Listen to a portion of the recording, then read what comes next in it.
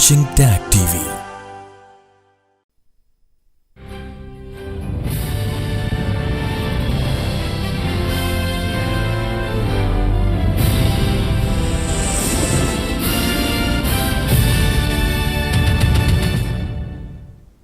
Good evening. Welcome to South Asia Newsline. I am Uzma Jafri. Here are the top stories we are tracking for you on Friday, the 31st of August.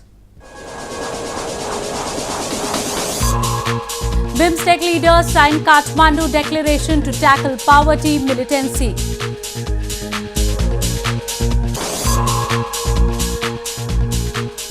Anti-Pakistan protests held in Sindh, Balochistan against enforced disappearances. High Peace Council members running for Afghan Parliament urged to step down.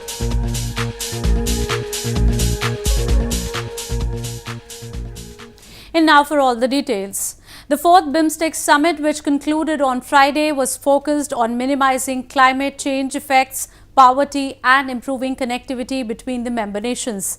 The leaders of the 7 nations grouping also expressed commitment for joint counter-terrorism efforts during the 2-day summit. Indian Prime Minister Narendra Modi, along with other leaders of the Bay of Bengal Initiative for Multi-Sectoral Technical and Economic Cooperation or BIMSTEC, attended the second day of its meeting in Nepal's Kathmandu city on Friday. The fourth BIMSTEC summit, which concluded on Friday, was focused on minimizing climate change effects, poverty and improving connectivity between the member nations. The leaders also recognized terrorism as a common enemy and expressed their commitment for joint counter-terrorism efforts. To mark the ending of BIMSTEC summit, Nepalese Prime Minister KP Sharma Oli handed over chairmanship of the grouping to Sri Lankan President Maithripala Sirisena. So the Kathmandu Declaration has focused to concentrate our efforts to alleviate the poverty, to address the adverse effects of the climate changes, to accelerate our efforts to make the vibrant connectivity between the member states.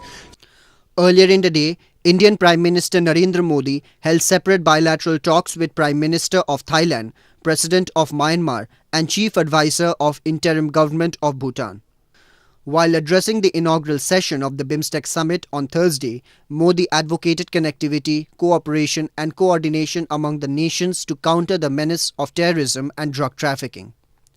He also called for cooperation to provide humanitarian assistance during natural disasters in the region. Moving on.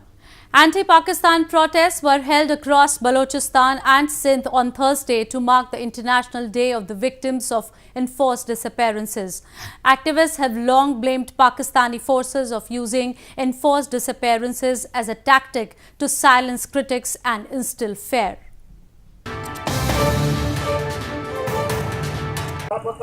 Massive anti-Pakistan protests were held across Balochistan and Sindh on Thursday as family members of missing persons demanded their early release on the International Day of the Victims of Enforced Disappearances. The day is observed throughout the world to draw attention to the crime of the state whereby individuals are picked up and kept in habeas corpus and incommunicado without any legal representation. Activists have long blamed Pakistani forces of using enforced disappearances as a tactic to silence critics and instill fear. They blamed the security forces for enforced disappearances, torture and killing of Sindhi and Baloch political activists and other intellectuals. कानून तो सिर्फ नाम के लिए बनाया हुआ है, लेकिन वो उसे अप्लाई नहीं किया जाता यहाँ पे. अगर कोई आवाज़ उठाता भी है तो वो उसके लिए महंगा पड़ जाता है. इसीलिए मैं एमनेस्टी इंटरनेशनल से, ह्यूमन राइट्स ऑर्गेनाइजेशन से अपील करती हूँ कि वो इन सब चीज़ों के लिए सख्त से सख्त एक्शन लें. Since 2010, there have been over 1,200 cases of enforced disappearances in Sindh. Around 160 people have disappeared since February last year. The people who are enforcedly disappeared are mainly human rights and political activists or journalists who criticize government's policies and actions against Sindhi people. In news from Afghanistan, Residents of several cities across Afghanistan have expressed concern over high security threats they are facing due to Taliban attacks. Meanwhile, the country's defense ministry also sided with the claims of threats and have informed international forces in Afghanistan. Residents of many Afghan cities have raised concerns over high security threats by Taliban to centers of many provinces. The defense ministry has also sided with these concerns and have informed the US troops in Afghanistan. People of Gardez, Kunduz, Ghazni, Farah and Maimana cities have expressed their fears of possible collapse of these areas to the Taliban. Meanwhile, the Interior Ministry claimed that they have enough troops to tackle the threats by militants.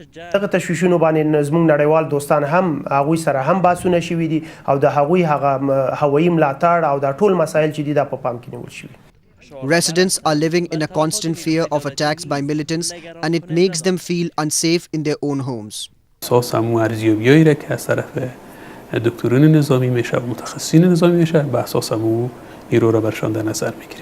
This comes a day after officials of Faryab province confirmed that its capital Maimana city faces high security threats and it has affected its development projects and daily lives of the residents.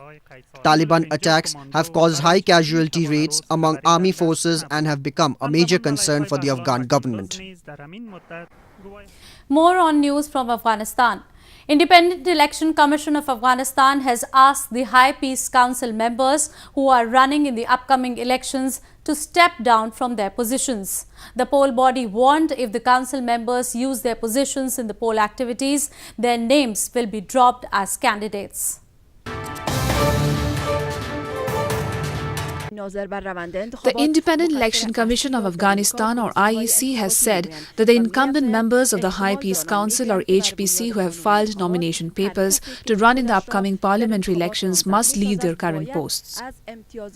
The poll body said if the HPC members use the facilities and privileges of the Peace Council in the poll activities, their names will be dropped as candidates.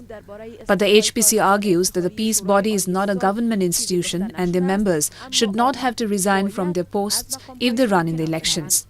روح قانون چیسته؟ چرا یک شخص از سمت خود باید استعفا کنه؟ به خاطر که از اونمو جایگاهی که داره از او سوء استفاده صورت نگیره. شما یک جایگاهی دارید. عضویت شورای صلح افغانستان دارن، اما به این معنا نیست که عضویت حکومت دارن. حکومت اگر می بود او سیستم خود می داشت، حاضری خود می داشت، معاش می داشت.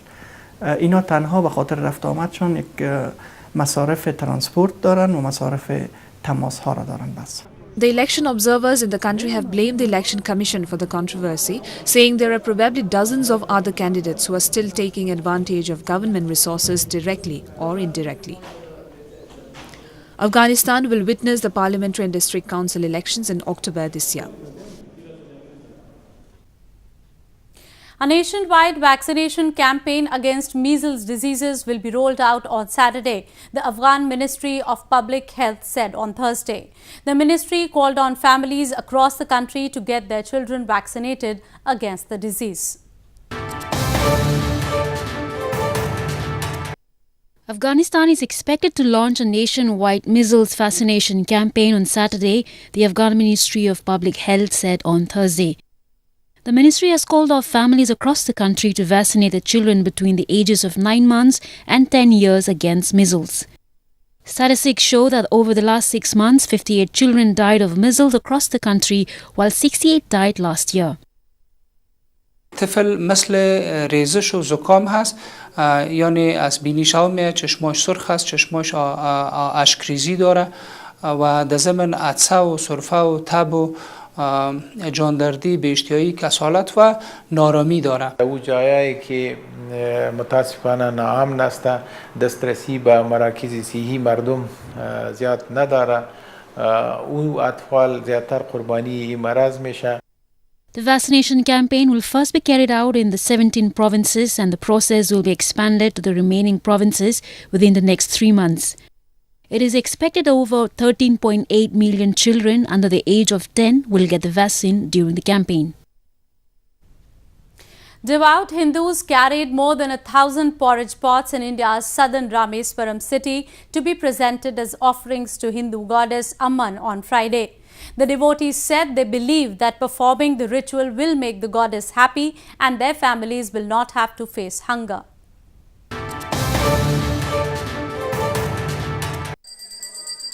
Devout Hindus gathered to offer special prayers and carried more than 1,000 pots in India's southern Rameshwaram city on Friday to give offerings to the Hindu goddess Amman. Devotees turned up in large number in the coastal city and were seen holding 1,008 clay pots filled with porridge on their heads. They also offered a special prayer at the Ramanatha Swami temple. The devotees said they believe that fasting and performing the ritual will make the deities happy and their families will not have to face hunger. They also prayed for good rains throughout the year.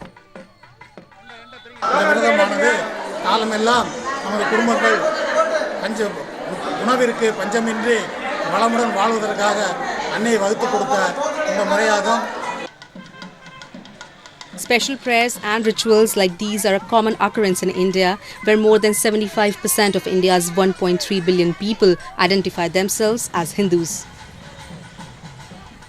A cultural festival was organized in Leh region of India's northern Jammu and Kashmir province by native tribals to preserve their age-old culture.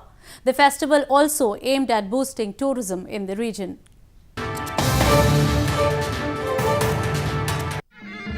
Leh region in India's northern Jammu and Kashmir province on Thursday witnessed hundreds of locals participating and attending the varied cultural programs performed by the native tribal community. The communities gathered in the Himalayan desert of Leh to take part in the two-day Aryan festival, which aimed at encouraging the Aryans for preserving their culture, traditions and customs despite the advancement made in today's world. The tribal clad in traditional attires celebrated by dancing to the tunes of folk music.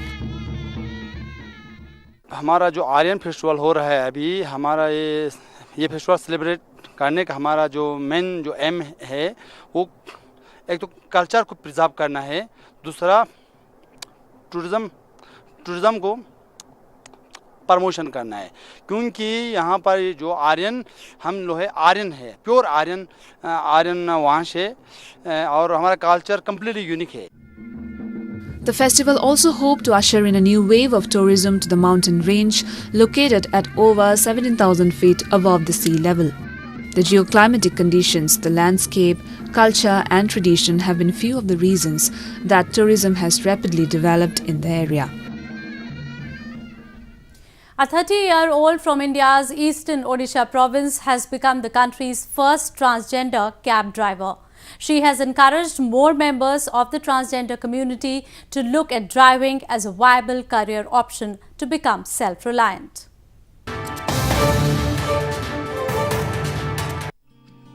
India recently got its first transgender cab driver from Bhubaneswar city of its eastern Odisha province. 30-year-old Megha Sahu was hired by a private online transportation network company and became the first transgender to be a professional cab driver. Meghna, who holds an MBA degree in HR and marketing, had to face numerous difficulties finding a job due to society's discrimination against transgenders. In a landmark judgment in 2014, the Supreme Court ruled that transgender people had equal rights under the law and granted legal status to the third gender. However, transgender in India continue to face persistent bias. Maximum we'll see that male drivers are there, but being a transgender, I proved we can do that work in very completely. So that's why I joined, to prove that all the organization, all the society, when they think, transgender can't do these things. Being a transgender, if I'm doing the male work, those people are earlier in that profession, to entering that profession and being a good worker at that organization. Meghna has encouraged more members of the transgender community to look at driving as a viable career option to become self-reliant. Transgender often live in secluded communities in India and have no choice but to beg on the streets or sing and dance at private parties to earn a living. Well, that's all we have for you from South Asia this evening. Now our viewers can watch the show on southasianewsline.com. You can also visit us on facebook.com/SAsiaNewsline and follow us on Twitter at @SAsia Newsline. That's all in tonight's edition. We will see you same time next week. Have a great weekend. Good night.